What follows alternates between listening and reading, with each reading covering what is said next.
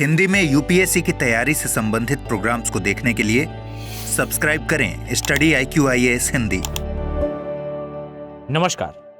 अगर मैं आपसे कहूं कि दिल्ली रीजन में आपने प्रदूषण के बारे में तो सुना होगा, लेकिन बीते संडे के दिन एक ऐसी घटना घटित हुई गाजीपुर के पास, जहां पर दिल्ली की जो मेन लैंडफिल वाला एरिया है, अर्थात लैंडफिल वो एरिया जहां पर जो सॉलिड वेस्ट है, खासकर म्युनिसिपैलिटी का जो वेस्ट है, वो एमसीडी का हम कहें स्पेसिफिकली, तो वो जो है वो वहां डाला जाता है।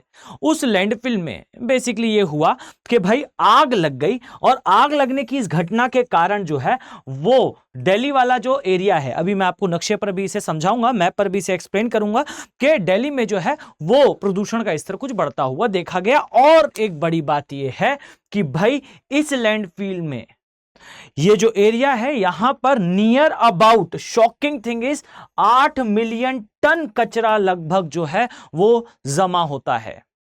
मतलब जो गाजीपुर की लैंडफिल है, यहां पर आप पाएंगे कि 8 मिलियन टन कचरा जो है वो भरा हुआ है। और आग लगने की ये जो घटना हुई, मैं स्पेसिफिकली बताऊं तो पहले यह घटना उतनी एस्केलेट नहीं हुई, परंतु लैंडफिल के एक पार्ट पर जहां पर आग लगी थी, वहां से आग बढ़ते हुए उस क्षेत्र में प्रवेश कर गई जहां पर पेपर वेस्ट का जो है वो ढेर होता है, जहां पर पेपर वेस्ट जो है वो खासकर इकट्ठा होता है। और उस क्षेत्र में पहुंचने के बाद यह आग जो है वो बुरी तरह से फैल गई।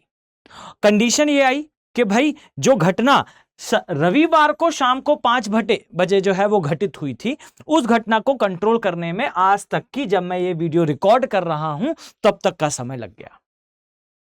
दमकल कर्मी लगे, बहुत सारे रिसोर्सेस लगे, और एंड ऑफ द डे हम इसे कंट्रोल करने पर हम कह सकते हैं कि नाउ द टाइम इज के काफी कुछ कंट्रोल पे है, बट फिर भी huge amount of smoke emit हुआ। यहां पर मैंने एक डेटा मेंशन कर रखा है, आप सभी इस डेटा को ध्यान से देखेंगे तो एक बात समझ में आएगी कि भाई लगभग 11,000 टन जो सॉलिड वेस्ट है ये प्रोड्यूस करती है हमारी नेशनल कैपिटल दिल्ली। मैं पर डे की बात कर रहा हूं, प्रतिदिन 11,000 टन, और इतना जो वेस्ट है ये प्रोड्यूस होकर दिल्ली की 3 मेजर लैंडफिल्स में जाता है। ये होती हैं बेसिकली लैंडफिल्स जहां पर जो फील्ड है वहां पर ओपन में सॉलिड वेस्ट जो म्युनिसिपैलिटी से आता है उसे इकट्ठा करा जाता है।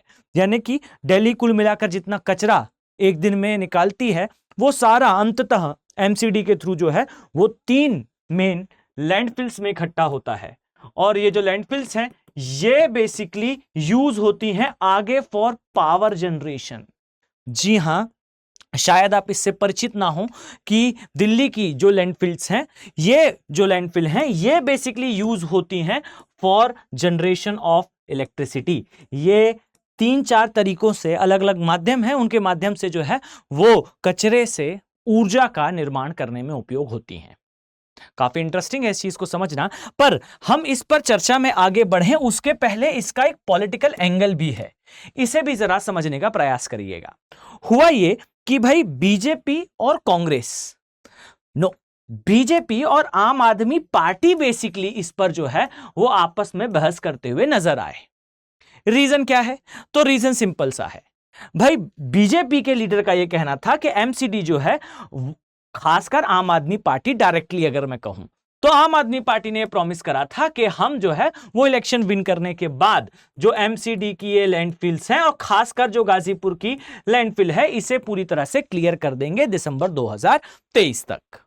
और इस लैंडफिल का क्लियर ना होना, और इवन यहां तक दावा करा गया कि भाई जो आम आदमी पार्टी है इनके द्वारा वहीं उस गाजीपुर की लैंडफिल के पास एक और लैंडफिल के लिए जो है वो कार्य करा जा रहा है। यानी कि जो एग्जिस्टिंग लैंडफिल है इसे बेसिकली और बड़ा करने के बारे में आम आदमी पार्टी जो है वो विचार कर रही है। ये जो है वो दावा करा गया बीजेपी के द्वारा।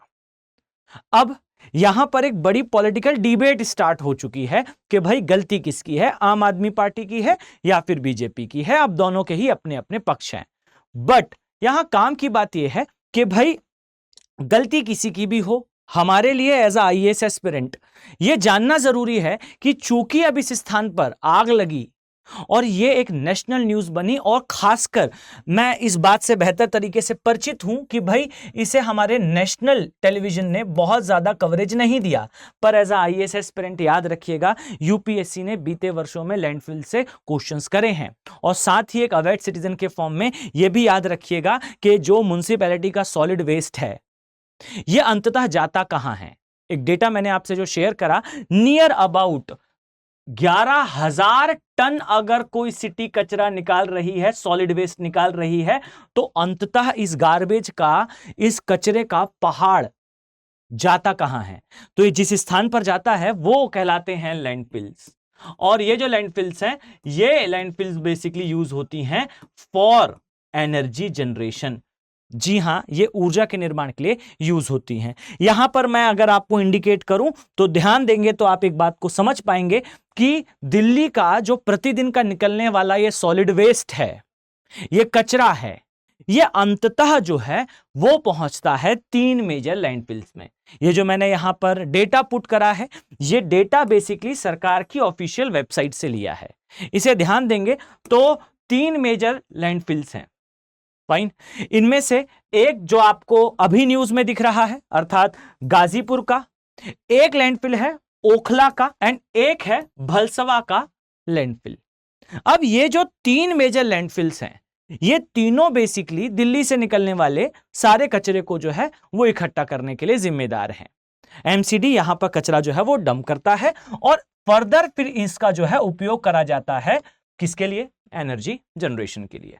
अब यहां पर आप ध्यान देंगे तो यहां मेगावाट में एनर्जी जनरेशन लिखा हुआ है। अब आपके दिमाग में एक प्रश्न आना जायज है कि भाई इसके माध्यम से एनर्जी जनरेशन कैसे होता है? तो यहां पर सरकारी डेटा की माने तो भाई यहां पर कहीं गैसिफिकेशन हो, चाहे वेस्ट को जो है वो पायरोलाइसिस के थ्रू, डायरेक्ट कंबशन के थ्रू, अलग अलग मेथड से जो है इससे एनर्जी जनरेशन करा जाता है। इसका एक बहुत सहज मैं अगर आपको उदाहरण बताऊं तो जो पायरोलिसिस है, इसमें वायु की अनुपस्थिति में अर्थात बिना हवा के कचरे को जलाया जाता है, बर्न करा जाता है। इसे जो है वो जो वेस्ट बचता है उसे आप खाद की तरह भी उपयोग कर सकते हैं, बट यहां पर उसका बायोडिग्रेडेबल होना जरूरी है। फाइन। इसके अलावा जो गैस रिकवरी है, इस मेथड का भी यूज होता है, लेकिन इसमें कुछ स्पेसिफिक प्रकार के ही वेस्ट उपयोग करे जा सकते हैं जिनमें जो प्रोसेस है वो अप्लाइड होती है।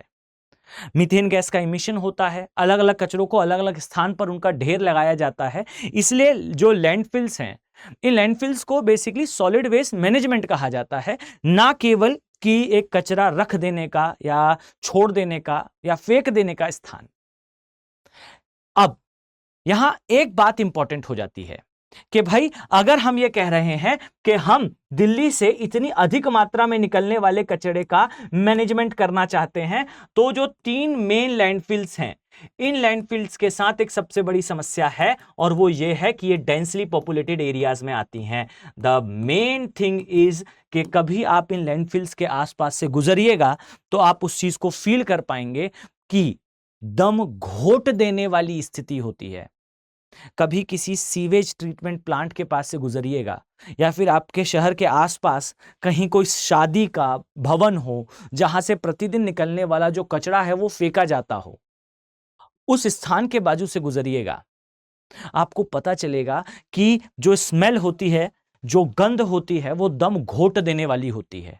और इन लैंडफिल्स के साथ सबसे बड़ी समस्या यही है, डेंसली पॉपुलेटेड एरिया में ये आती हैं, यानी कि इनके आसपास बसाहट है। और एक शब्द मैं आपको बताऊं तो यहां एक शब्द यूज करा गया अखबारों में, इसे कहा जाता है अर्बन विलेजेस, अर्थात वो गांव जो शहरी गांव हैं। अब इन्हें गांव कहे जाने का रीजन क्या है, या मैं एकदम स्पष्ट लैंग्वेज में कहूं तो इन्हें अर्बन क्यों कहा गया? क्योंकि ये उस एरिया में आते हैं जो MCD के अंदर है, पर डेवलपमेंट के नाम पर वो डेवलपमेंट अचीव नहीं करा जो इसे एक्चुअली में सिटी बना सके।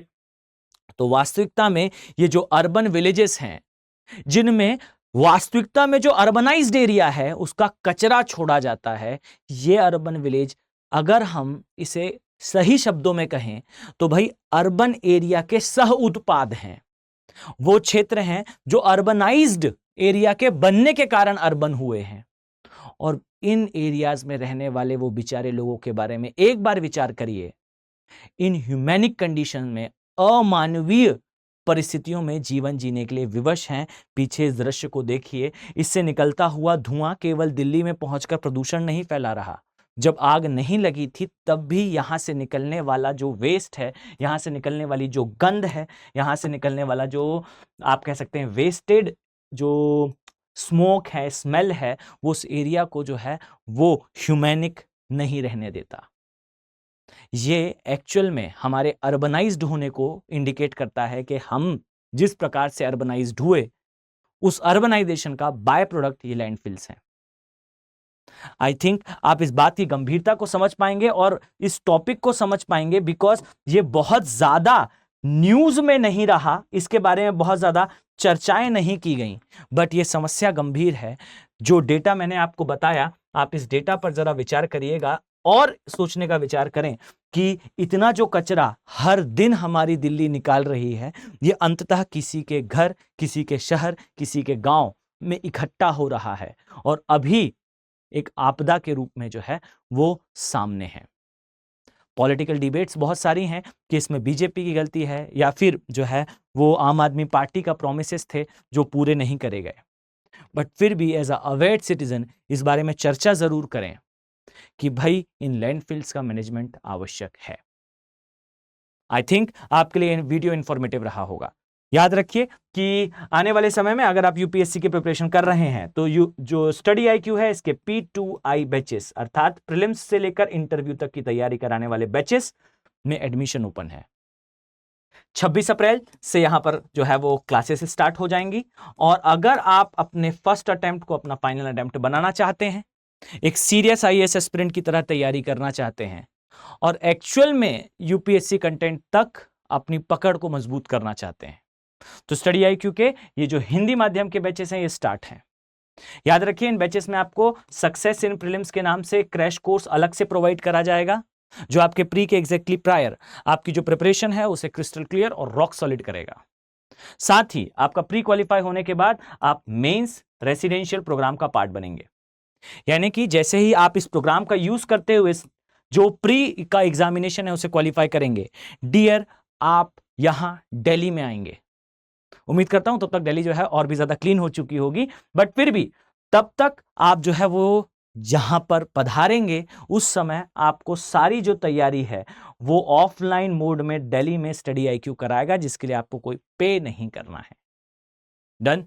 साथ ही आपको इसमें इंटरव्यू गाइडेंस प्रोग्राम, अगर आप स्टडी आईक्यू के चैनल पर विजिट करेंगे तो आपको दिखाई देगा कि मॉक इंटरव्यूज कंडक्ट कराए जाते हैं। ये सारा कुछ आपको प्रोवाइड करा जाएगा इन अ सिंगल बैच। साथ ही आपको 1-to-1 मेंटरशिप अर्थात आपको एक डेडिकेटेड मेंटर अलॉट होगा जो आपको पूरी जर्नी में असिस्ट करेगा to clear the examination. Subjective doubts हो या फिर पूरी जर्नी में आने वाली कोई समस्या, मेंटर विल हेल्प यू। साथ ही याद रखिए कि इस बैच में आपको 18 बुक्स का पूरा सेट प्रोवाइड करा जाएगा, यानी कि आपको इस बैच में एडमिशन लेने के बाद बुक्स के लिए परेशान होने की आवश्यकता नहीं है और ना ही आपको टेस्ट सीरीज के लिए परेशान होने की आवश्यकता है, बिकॉज इसमें टेस्ट सीरीज जो है वो इंक्लूडेड है along with answer writing, pre की भी और मेंस की भी। इतना सब कुछ एक्सक्लूसिवली 29,999 के प्राइस पे।